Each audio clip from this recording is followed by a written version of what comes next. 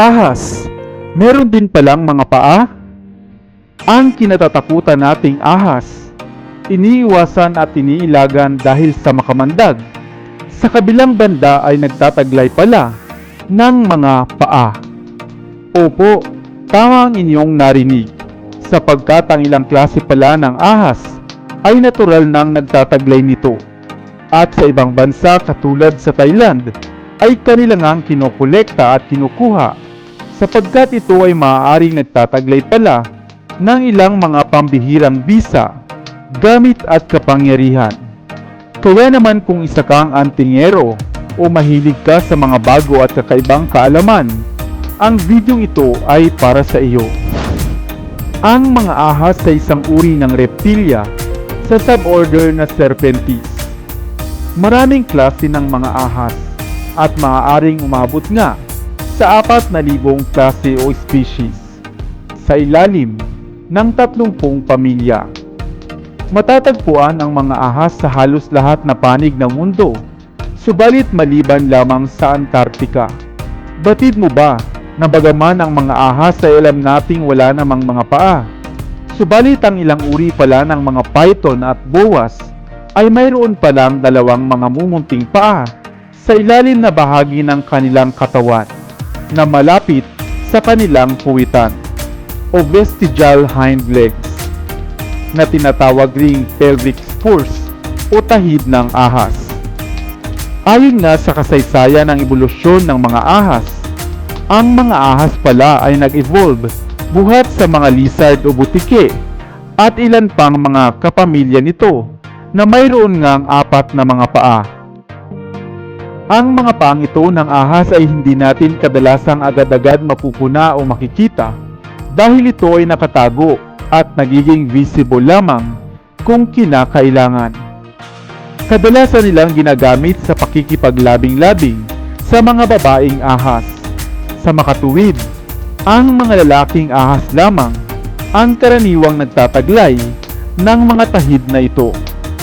At kadalasan din nila itong ginagamit sa pakikipaglaban o sa pakikipagtuos sa iba pang lalaking ahas. Subalit, bakit nga ba ito kinokolekta o kinukuha? Ang tahid ng ahas palang ito ay mainam na inilalagay sa garapa, sinasangkapan ng lana, at isa palang mainam na gamit bilang panghalina, mutya at panghatak ng pera o bilang pampaswerte. Ikaw, mayroon ka bang kilala na maaaring nagtataglay nito?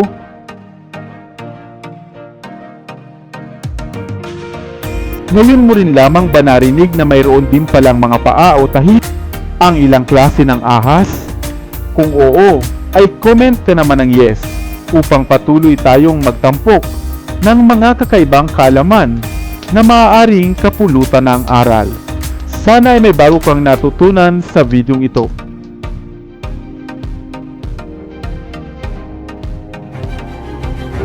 Narinig mo na ba ang tungkol sa bato na makukuha raw sa ulo ng mga ahas? O ang tinatawag na snake pearl? Batid mo ba na maliban sa itim na snake pearl, ay mayroon din palang mga kulay puti nito na sa mga kulay puting ahas din maaaring makuha? Hello, what's up? Your best here. Kaya naman kung mahilig kayo sa mga bertud at mutya o isa kang antingero, o nais mo lamang ng bagong kaalaman, ang videong ito ay para sa iyo. Ang bato, perlas o snake pearl na makukuha nga sa mga ahas ay tinatawag ding nagamani, serpent stone o black stone na kadalas ay makukuha sa ulo ng mga matatandang ahas o sa mga buto nito.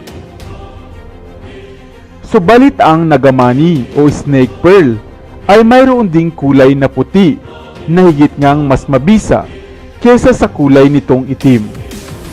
Ayon sa paniniwala partikular na sa Africa, India at maging dito sa Asia, ang nagamaning ito ay mainam na ginagamit o magagamit sa panggagamot at pininiwalaang mainam nga sa mga kamandag o kagat ng ahas at ilang insekto.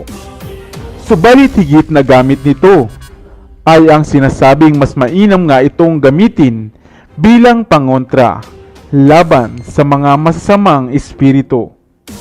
Subalit ang mga kagat ng ahas o kamandag nito ay marapat nga at higit na nangangailangan ng tulong medikal upang ito ay hindi kumalat sa ating katawan kung sakaling makagat ka nga ng ahas. Subalit sa kabilang banda, ang puting batong ito ay kadalasang makukuha sa mga matatandang puting ahas. Napakabibihira lamang ng puting ahas o ng albino snake at madalas ay sa mga uri ng ball python nagkakaroon ng ganitong albino o kulay puti dulot ng kanilang natatanging pamamaraan ng pagpaparami. Bagaman kadalasan silang inaalagaan o ginagawang pet tulad ng albino Burmese python, marapat na maging maingat dahil ahas pa rin sila at maaaring mangagat. Subalit hindi lahat ng ahas na puti o albino ay may ganitong bertud o stones sa kanilang katawan. Ito ay napaka-rare lamang makuha at bibihira lamang matagpuan sa mga albino snake. Ang bertud na ito nga ay isang mabisang pangontra sa mga bad spirits at gaya din sa mga kamalasan. Mainam din itong pang-akit o panghatak ng swerte sa negosyo man o sa paghahanap ng trabaho at mga usaping kaperahan. Kaya naman kung magkataon na makakuha o makasumpong ka nito, ay iyo itong ingatan upang magdala sa iyo ng swerte at labis na kasaganaan. Ikaw, nakakita ka na rin ba ng puting ahas o ng albino snake? Sana may bago kang natutunan sa videong ito. Iwan ka naman ng comment sa comment section sa ibaba. I-like at i-share mo na rin para naman sa kaalaman ng iba. Masarap, malinamnam, at lasang parang karne ng manok. Ganyan kung ikumpara ng mga nakatikim na ng karne ng ahas. Isang exotic na putahe na pawang ang mga taong may malalakas lamang na loob ang nakakasubok nito. Ikaw, nakatikim ka na rin ba nito? Hello, what's up? Your best here. Sa videong ito ay tatalakay natin ang mga natatanging bisa at gamit ng mga bahagi ng katawan na nagmumula sa ahas. Ang balat ng ahas, ang laman nito, ang apdo ng ahas, ang langis buhat sa karni nito, ang buto ng ahas, at ang bato buhat sa kamandag ng mga ito. Kaya samahan ninyo akong tapusin ang videong ito para sa isa na namang kaalaman na hindi batid ng karamihan. Cobra, sawa, almuranin, talbos tubo, anaconda, ilan lamang iyan sa mga katawagang tumutukoy sa mga uri ng ahas. Isang klase ng hayop na madalas nga'y kinatatakutan ng karamihan at iniiwasan dahil sa panganib na maaaring dala nito. Subalit mayroon din namang ilan na ginagawa pang ang pet ang mga uri ng ahas kagaya ng sawa. Subalit mayroon din namang mga tao na di takot sa mga ito. Ayaw din naman nilang mag-alaga, subalit nais nilang tikman ang mga ahas at gawing pulutan sa kanilang mga inuman. Ngunit bakit nga ba napakahalaga ng hayop na ito? Mula nga sa balat hanggang sa pinakabuto. Halika at isa-isahin natin. Balat ng ahas. Ang balat ng ahas ang isa sa pinaka-rare at mahal na uri ng balat o leather na mula sa hayop. Kadalasan itong ginagamit sa paggawa ng bag, sinturon, wallet at sapatos. At dahil bibihira lamang makahanap nito, kung kaya naman napakataas rin ang halaga nito sa merkado ngayon. Ang balat naman ng ahas o pinaglunuhan ay isang mainam na pampaswerte lalo na sa mga sugal. Ang sinuman na makapagtanga nito ay parating suswertihin sa mga sugalan o tinatawag nga na liyamado. Kaya kung may makita ka mismo na ahas na nagpapalit ng balat, ay kunin mo ito at gawing isang lucky charm. Laman ng ahas. Gaya ng aking nabanggit, ang karne o laman ng ahas ay kadalasang ginagawang pampulutan sa mga probinsya. At ayon nga sa mga tao na nakatikim na nito, ay higit pa nga itong malasa at masarap kesa sa manok. Madalas nila itong iniihaw o iniluluto ng adobo. Langis ng ahas. Narinig mo na rin ba ang tungkol sa langis na ito o snake oil? Ang langis na ito ay ginagamit kahit noon pa ngang sinaunang panahon.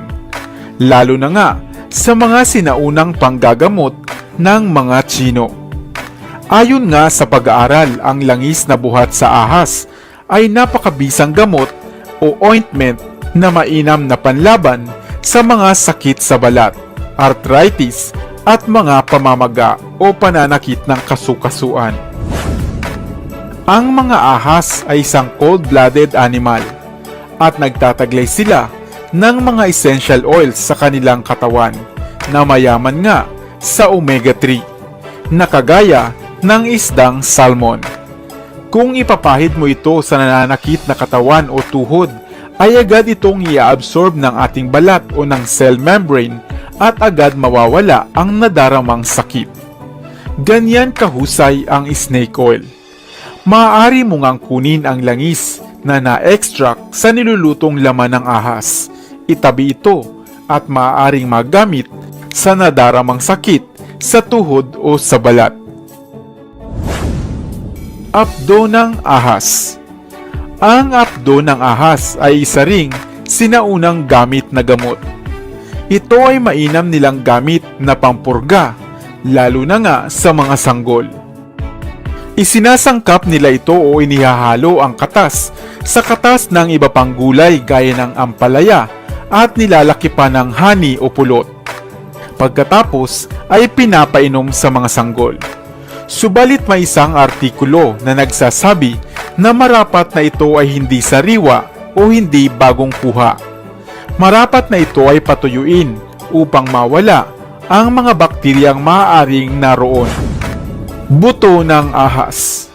Matapos ngang pulutanin o kainin, ang mga buto naman ng ahas ay pinagdudugtong-dugtong isa-isa at mainam na ginagamit sa oras na manakit daw ang katawan, bunga ng mahabang pagod sa maghapon. Itali lamang ito sa bewang at antaying mawala ang sakit na nararamdaman. Bato sa ulo ng ahas. Hindi lahat ng ahas ay meron nito.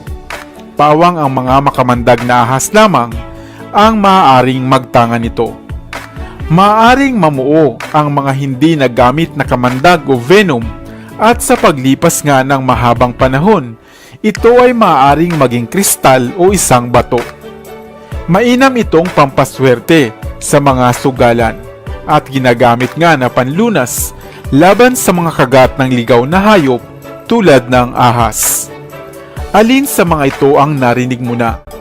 Dito na sa Best TV, tayo ay matuto. Utak mapuno ng bagong kaalaman. Dito na sa Best TV, tayo ay lumibot. Lihim na mundo ay ating matuklasan. Dito yan sa Best TV. Dito yan sa Best TV. Dito yan sa Best TV. Sapagkat ang mga laki may alam. Dito yan sa Best TV. Tara bes, sabay-sabay tayo na matuto. Pagkat dito sa mundo lamang ang siyang marunong. Ating utak salina ng panibagong dunong. Mga bagay na sa buhay ay